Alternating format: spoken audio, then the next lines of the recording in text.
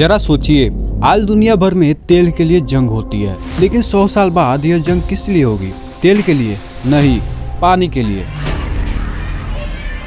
आपको शायद यकीन ना हो, लेकिन दुनिया के 2.2 बिलियन लोग आज के टाइम पर ही सेफ ड्रिंकिंग वाटर से वंचित है, मतलब हर तीसरा इंसान। और पॉपुलेशन अगले 10 सालों में 10 से 11 बिलियन तक बढ़ जाएगी। डिमांड डबल ट्रिपल हो जाएगी, लेकिन पानी का सोर्स वही के वही रहेगा। और अगर आज ही हालात यह है तो सोचिए 2125 में क्या होगा, जब बोटल्ड वाटर पेट्रोल से भी महंगा मिलेगा और शायद हर इंसान को एक दिन में लिमिटेड कोट का ही पानी मिलेगा।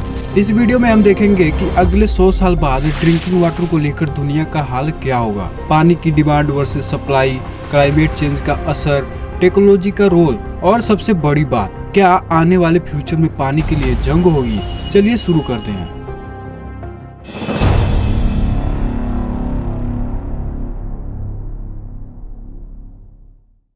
आज के समय पर ही दुनिया भर में पानी की सबसे बड़ी प्रॉब्लम चल रही है।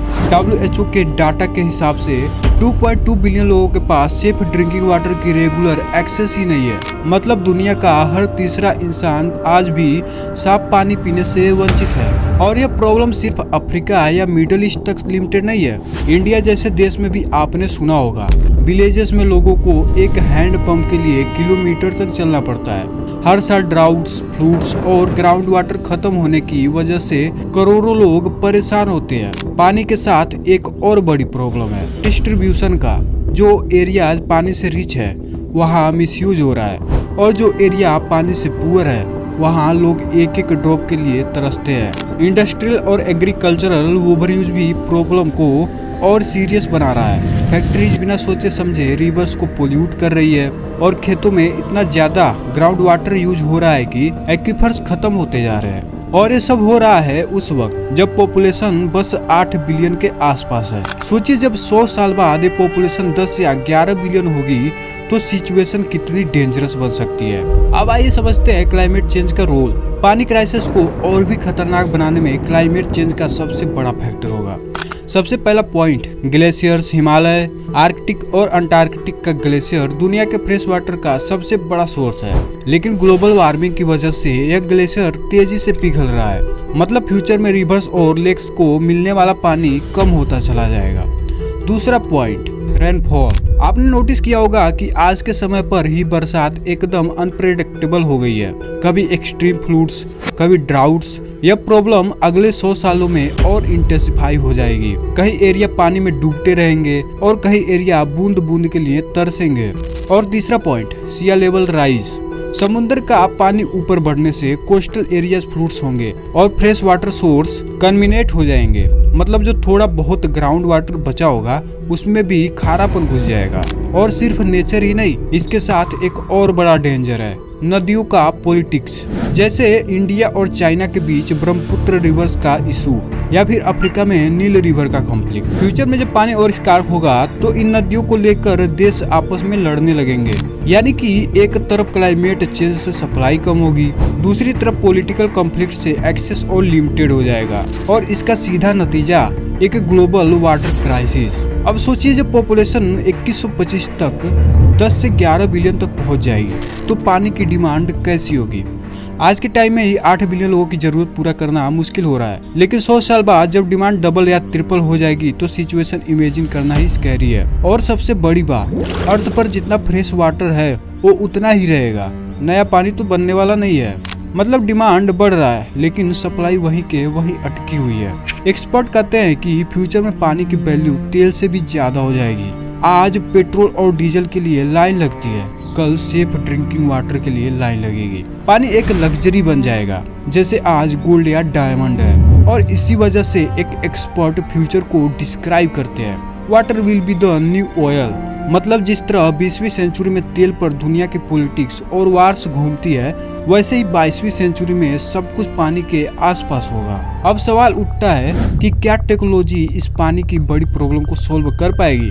जवाब है हाँ भी और नहीं भी। सबसे बड़ा सॉल्यूशन है डिसलिनेशन, मतलब समुद्र के खारे पानी को पीने लायक बनाना।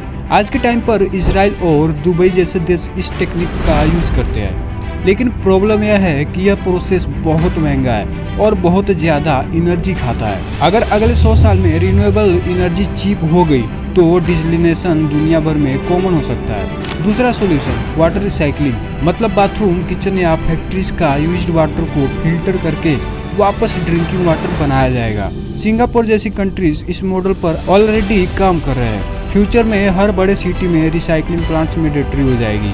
तीसरा सॉल्यूशन एआई और smart water management system. Imagine कीजिए हर सिटी में सेंसर्स लगे हो जो पानी का लीक तुरंत डिटेक्ट करे और हर घर में एक स्मार्ट मीटर हो जो आपका डेली वाटर कोट मैनेज करे। और चौथा फ्यूचरिस्टिक आइडिया है नैनो फिल्ट्रेशन और एटमॉस्फेरिक वाटर जनरेटर्स, मशीन्स जो हवा से मॉइस्चराइजर को खींच के सीधा ड्रिंकिंग वाटर बनाएगी। लेकिन प्रॉब्लम यह है टेक्नोलॉजी रिच कंट्रीज में यह तो सॉल्यूशन इजीली अडॉप्ट हो जाएंगे, लेकिन पुअर कंट्रीज के लिए पानी फिर भी एक लग्जरी बनकर रह जाएगा। मतलब इनइक्वालिटी और बढ़ जाएगी। एक तरफ रिच लोग के घर में अनलिमिटेड प्यूरिफाइंग वाटर होगा, दूसरी तरफ पुअर रीजन्स के लोग एक मटकी पानी के लिए भी स्ट्रगल करेंगे। तो टेक्नोलॉजी एक तरफ होप भी है और दूसरी तरफ इनइक्वालिटी का नया सोर्स भी है। जब पानी इतना रेयर और वैल्यूबल बन जाएगा तो ऑब्वियस है कि पॉलिटिक्स और कॉन्फ्लिक्ट्स भी इसी के आसपास घूमेंगे।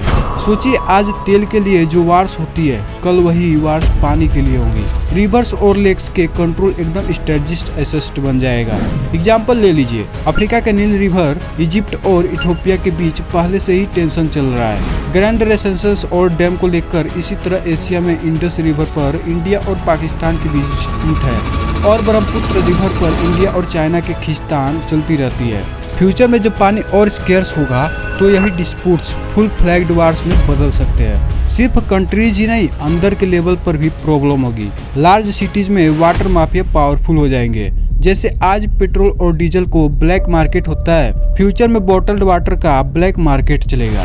1 लीटर पानी की कीमत शायद आज के 1 लीटर पेट्रोल से भी ज्यादा हो। और इंटरनेशनल पॉलिटिक्स में भी वाटर रिच और वाटर पुअर नेशन के बीच एक नया डिवाइड बन जाएगा। जहां पर ग्लेशियर और रिवर्स होंगे वो देश सुपर पावर बन सकते हैं, और जहां पानी की कमी होगी उन्हें सर्वाइवल के लिए माइग्रेशन या वार्स तक करने पड़ेंगे। मतलब सिंपल शब्दों में पानी के बिना सिर्फ प्यास ही नहीं बल्कि जियोपॉलिटिक्स भी बदल जाएगी। अब बात करते हैं आम इंसान की जिंदगी की। जब पानी इतना रेयर रिसोर्स बन जाएगा तो फ्यूचर जनरेशंस का लाइफ स्टाइल भी पूरी तरह बदल जाएगा। सबसे पहला चेंज होगा पर्सनल वाटर कोट सिस्टम। हर इंसान को एक दिन में फिक्स्ड लीटर का ही पानी दिया जाएगा। जैसे आज आपके इलेक्ट्रिसिटी बिल में यूनिट काउंट होते हैं, वैसे ही पानी के लिए हर घर में स्मार्ट वाटर कार्ड या मीटर होगा। दूसरा चेंज बोतल वाटर की कीमत। फ्यूचर में बोतल वाटर पेट्रोल से भी महंगे हो सकते हैं। इमेजिन कीजिए आज जहां लोग एक कोल्ड ड्रिंक लग्जरी समझते हैं, कल को एक ग्लास मिनरल वाटर लग्जरी समझा जाएगा। तीसरा चेंज डेली हैबिट्स। लोग शायद रोज शॉवर ना ले, बाल्टी से पानी यूज करें, कपड़ों को बार बार ना धोए, और गार्डनिंग या स्विमिंग पूल जैसे लग्जरीज सिर्फ रिच लोग अफोर्ड कर पाएंगे। और सबसे शॉकिंग चेंज कल्चर और माइंडसेट। जिस तरह आज हम इलेक्ट्रिसिटी बचाने की बात करते हैं, फ्यूचर में हर स्कूल, हर ऑफिस और हर घर में पानी बचाने के स्ट्रिक्ट रूल्स होंगे। सदियों में फाउंटेन्स और वाटर वेस्टिंग रिचुअल्स एकदम रेयर हो जाएंगे। यानी सिंपल शब्दों में 100 साल बाद पानी पीना एक बेसिक हैबिट नहीं बल्कि एक प्रिविलेज बन जाएगा। तो अब सबसे इम्पोर्टेंट सवाल, 100 साल बाद दुनिया का पानी वाला फ्यूचर क्या होगा? अगर क्लाइमेट चेंज कंट्रोल नहीं हुआ और हमने अपनी पानी की हैबिट्स नहीं बदली तो दुनिया के बड़े रीजन्स में ड्रिंकिंग वाटर कोलैप्स हो जाएंगे।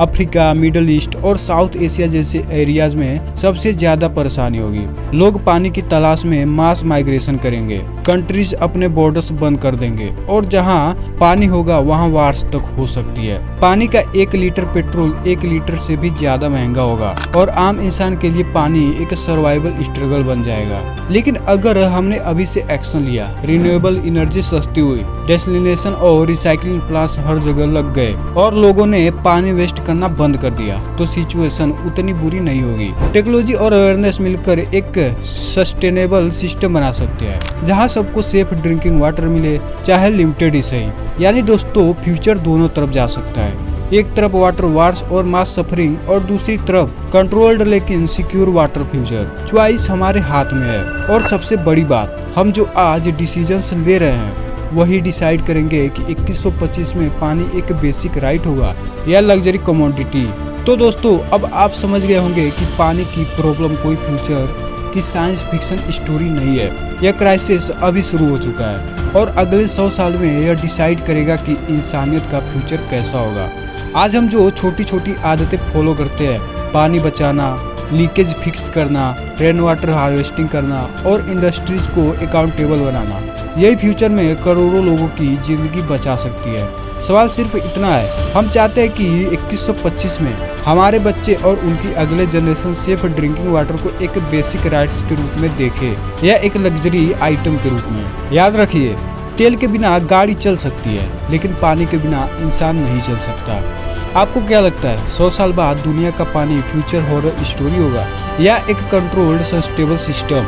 अपना ओपिनियन कमेंट्स में जरूर बताना। और अगर आपको लगता है कि पानी का इशू सबको समझना चाहिए तो इस वीडियो को शेयर करना मत भूलिएगा। धन्यवाद।